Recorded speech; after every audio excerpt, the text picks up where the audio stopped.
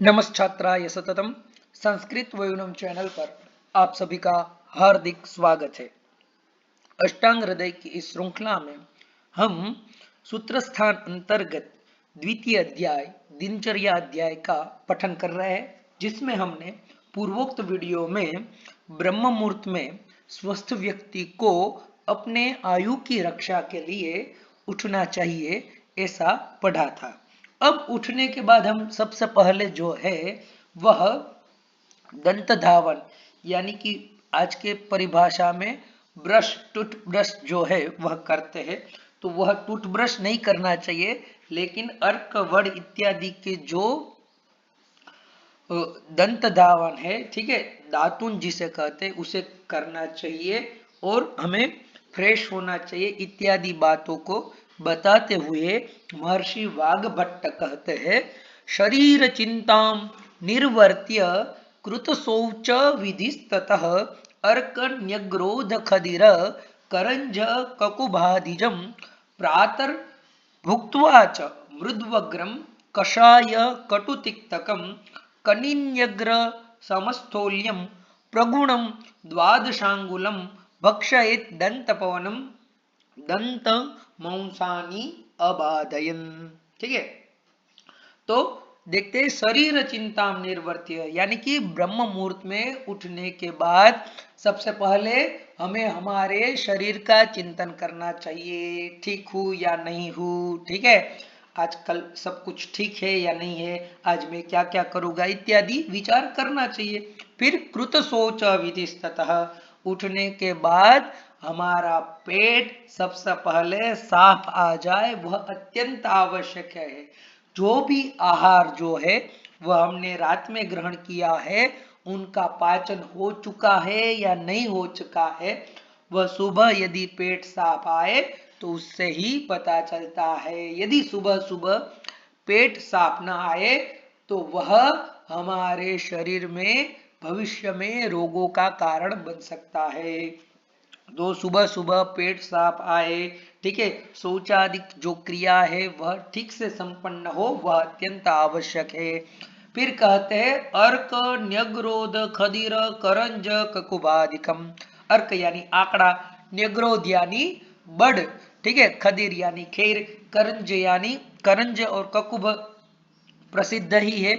तो इन दातुनों का या इनके अलावा आदि से इनके तुल्य यानी जिसमें कषाय कटु या तिक्त, इन तीन में से कोई रस होना चाहिए, ठीक है, तूरा होना चाहिए, कड़वा होना चाहिए या फिर तीखा होना चाहिए, ठीक है। इन तीनों रसों से युक्त या इन तीनों में से जो हो ऐसा जो दंत धावन है, ठीक है, दातुन जो है वह प्रातः यानी सुबह में करना चाहिए और भुक्त्वाच भोजन करके, ठीक है, यानी दो टाइम तो दातुन अवश्य ही करना चाहिए, एक सुबह और दूसरा भोजन करने के बाद। और दातुन कैसा होना चाहिए? मृदवग्रम, आगे की ओर से वह मृदु होना चाहिए, सॉफ्ट होना चाहिए, कोमल होना चाहिए, ठीक है।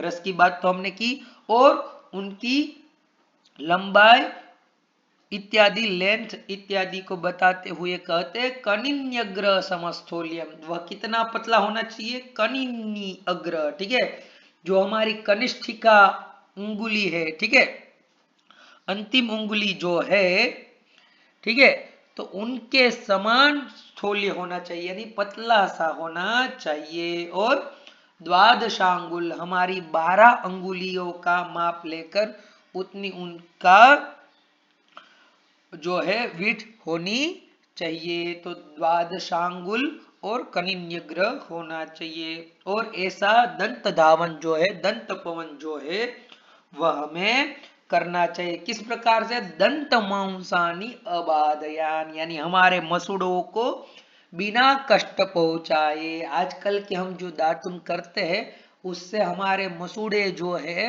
वह अत्यंत कमजोर हो जाते हैं, ठीक है, घिस घिस कर प्लास्टिक।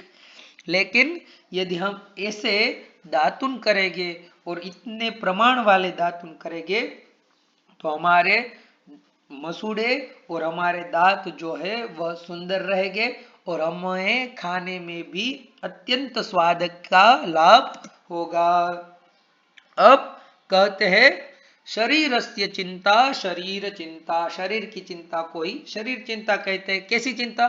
तो जीर्ण जीर्ण निरूपणादि का, यानी जो भोजन ग्रहण किया था वह पच गया है या नहीं पचा है, अपच तो नहीं है, ताम निर्वर्त्य, उसको करके यानी शरीर की चिंतन करके, न तो मूत्र पुरुषादेह कृत शौच विधान, ततः यानी फिर शौचादि क्रिया, ठीक है, फ्रेश होना इत्यादि करके, दंत पवनम अर्कादिकम भक्षयेत, उसके बाद अर्कादि जो भी दातुन उपलब्ध हो उनका भक्षण करना चाहिए, यानी दातुन करना चाहिए। संग्रह भी उत्तम, संग्रह में भी कहा गया है, ब्राह्मे मुहूर्त उत्तिष्ठे जीर्ण जीर्णम निरूपयन, ब्रह्म मुहूर्त में आपको उठना चाहिए और फिर जीर्ण अजीर्ण का निरूपण करना चाहिए और दंत धावन करना चाहिए। अब प्रत्येक जो धातु ने उनके पर्याय बता रहे, अर्क सूर्या वह, ठीक है, अर्क आंकड़े को सूर्या वह भी कहा जाता है। और आपको यदि पता नहीं है तो नवग्रह की पूजा होती है, ठीक है, सूर्य चंद्र भौम बुध गुरु शुक्र शनि राहु केतु, तो इन सभी ग्रह जो है उनके एक विशिष्ट विशिष्ट वृक्ष है, ठीक है, तो उसमें सूर्य यदि आपसे रूठे हुए है या फिर सूर्य को आपके कुंडली में बल प्रदान करना है तो अर्क की लकड़ियों से उसका होम किया जाता है, इसीलिए इसका नाम सूर्याव ऐसा पड़ा है। फिर न्यग्रोधी यानी बट, ठीक है, उसको यक्षावास भी कहा जाता है, कहा जाता है बड़ के पेड़ में यक्षों का वास रहता है, इसीलिए रात्रि के समय बड़ के नीचे नहीं ठहरना चाहिए। फिर खदिरह गायत्री, ठीक है, खेर के पेड़ को गायत्री भी कहा जाता है, ठीक है, तो इनकी भी महिमा है। सभी की महिमा कहेंगे तो वीडियो अत्यंत लंबा हो जाएगा, तो उसमें नहीं जाएंगे। करंजह चीर चीरी बिल्वह ककुबह अर्जुन, अर्जुन ककुब को कहते हैं। और आदि शब्द से मालती करवीर इत्यादि का भी ग्रहण होता है। कथम भक्षयेत, किस प्रकार से इन दातुनों का भक्षण करना चाहिए? तो दंतानाम मांसानी अबाधयन अपीडयन, दांत के जो मसूड़े हैं उनको बिना कष्ट पहुंचाए ही दातुन करना चाहिए। कब करना चाहिए? तो प्रातः यानी प्रत्युषे, दिन में, और भुक्त्वाच आहारम भक्षयित्वा, भोजन करके दातुन करना चाहिए। तो कौन सा दातुन करना चाहिए, क्यों दातुन करना चाहिए, कैसे दातुन करना चाहिए, कब दातुन करना चाहिए, सारी देखिए कितनी माइक्रो लेवल पर यह सारी बातें हमें आचार्य ने बताई है।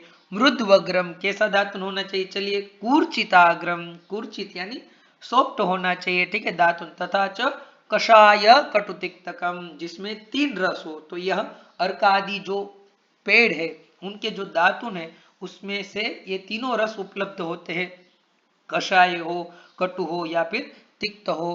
क्यों यही 3 रस बताए? तो रसत्रयेण ही अनेन मुखवैरस्य अरोचक श्लेष्मादि अपनया सम्यक संपद्यते, ठीक है, इन्हीं 3 रसों से ही, या फिर कषाय हो या कटु हो या तिक्त, इससे हमारे मुख की दुर्गंधि जो है वह दूर होती है। अरुचि जो है, यदि आपको स्वाद नहीं आ रहा है तो इनका दातुन कीजिए, ठीक है, तो स्वाद आने लगेगा, भोजन अच्छा लगने लगेगा। और कफादि जो है उनको दूर करते हैं, इसलिए इनका ग्रहण करने चाहिए।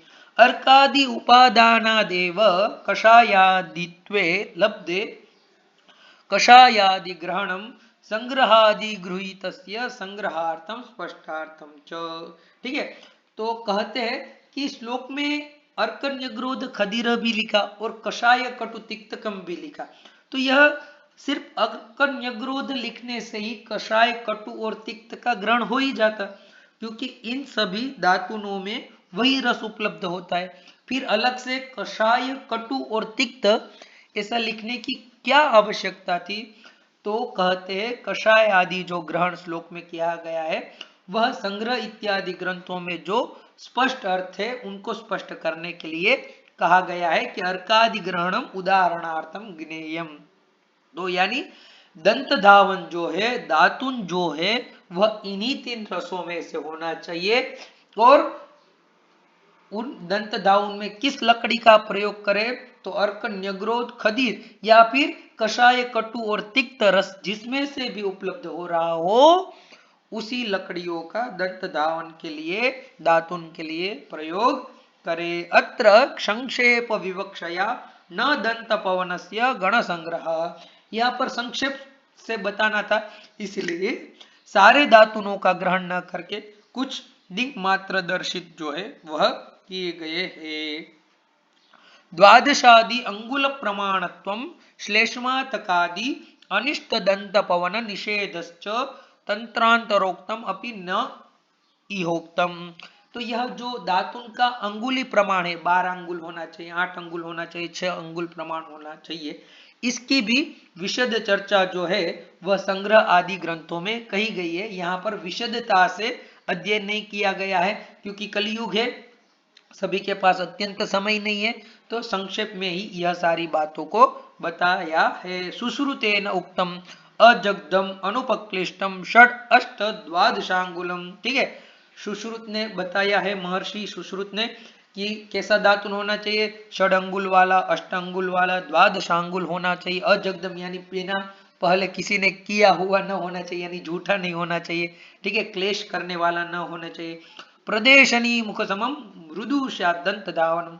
तो सुश्रुत ने भी यह बातें अपनी सुश्रुत संहिता में बताई है। तो इस प्रकार से प्रस्तुत वीडियो के माध्यम से हमने जाना कि दंत धावन यानी कि दातुन क्यों करना चाहिए, कैसे करना चाहिए, दातुन में किस लकड़ियों का प्रयोग करना चाहिए, कितनी बार दातुन करना चाहिए। तो इस वीडियो से आशा है आज से आप भी जो यह आधुनिक प्रोडक्ट है उसका त्याग करके, या फिर त्याग नहीं कर सकते तो हफ्ते में 2 बार, ठीक है, दातुन लाकर, फिर वह अर्क का हो, न्यग्रोध का हो, ककुप का हो, या फिर जिस किसी भी का भी दातुन हो जिससे कषाय, तिक्त और कटु रस उपलब्ध होते हो, तो उस दातुन को हफ्ते में 2 बार कीजिए और आत्मनिर्भर भारत बनाइए, ठीक है। विकसित भारत में यह भी एक योगदान होगा, यदि आप दातुन करते हो, ठीक है, तो भी वह अपने आप में विकसित भारत में योगदान होगा। तो आशा है आपको यह वीडियो अच्छा लगा होगा। यदि यह वीडियो अच्छा लगा हो तो इस वीडियो को लाइक करें, संस्कृत वयोनियम चैनल को सब्सक्राइब करें। अस्तु, धन्यवाद।